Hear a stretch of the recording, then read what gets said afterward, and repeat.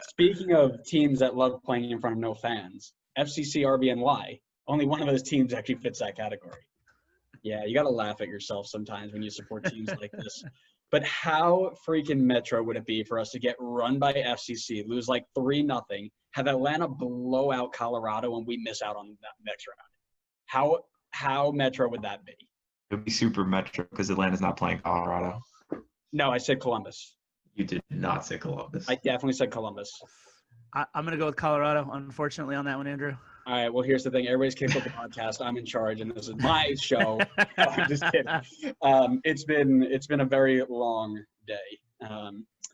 However, when they play Columbus, they can still get blown out or blow somebody out, and we still are not mathematically safe, which is fantastic. I don't think it's going to happen, but I am really worried with RBNY. I've watched this team for 10 years now. And I don't remember the last time I've seen a team play so uninspired, so poor, with so little direction and so little game plan than they did against Columbus. It was just purely awful. How it was get the ball, kick it as far as you can, hope it finds Tom Barlow, who can hold it up against the center back, and then not lose it to Darlington Nagbe running back to him, which, if you watch Tom Barlow play, is not very good. If we're talking about the team in general, RBNY have played strikers in 4 games, and 0 goals have come from those 4 games from their strikers. You've had Flo score twice. Kyle Duncan scored. Didn't score against RSL, didn't score against Columbus, and then scored 1 goal through Flo below again. So an attacking midfielder and a right back have been our 4 goals. And Royer is MIA. Our best player last year I've genuinely seen him touch the ball like 3 times. It's been brutal to watch. The back line looks okay, not great. They can get better. I like Pendant. I think he's been better than Segrist. I think Kyle Duncan's the real deal. Aaron Long is getting back from injury or whatever happened to him earlier in the season.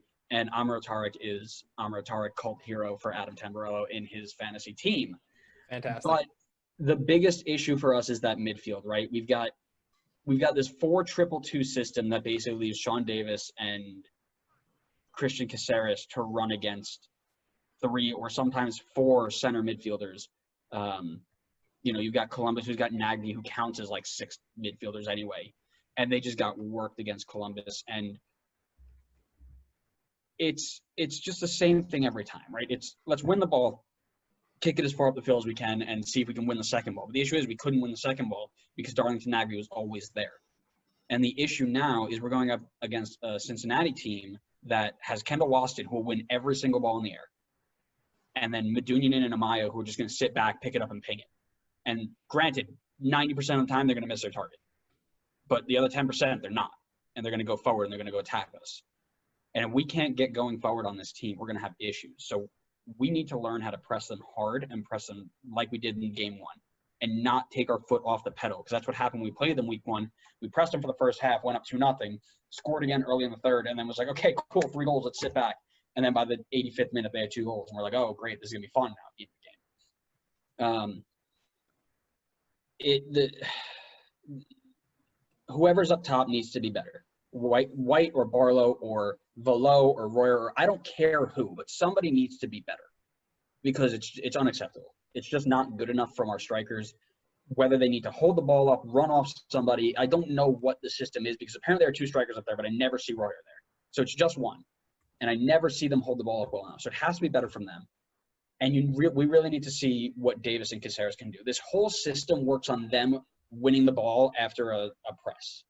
If they can't win the ball, the system doesn't work. If the system doesn't work, we're screwed. You saw them do it against Atlanta, and while Atlanta didn't have the strongest team, RBNY's team is not better than that Atlanta team they put out, and we beat them. But I'm not confident with this team because this team, FCC put 2 past us in week 1. Like I said, keep an eye on Waston and Amaya Medunjanin, but I don't think the system is going to fail that badly twice in a row. But here's what I'm going to say. I'm going to say we're going to tie this game 1-1 because it's very Metro, has not reared its very ugly head in a while, and it's due. But this scoreline, also means that FCC gets to go through as a third-round team and Atlanta are knocked out no matter what happens. And that is what I want to see out of this group. Rant over.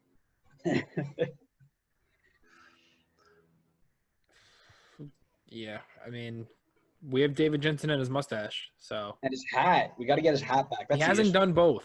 If we He will needs win to this. get both. They will win this game if he has the mustache and the hat combination. I agree. Adam's very much not a fan of David Jensen's hat. I don't mind it. Whatever. I don't All care. right. There are no rules at this point. We've well established that. Yes, we have. Unless there is no normal. Yeah.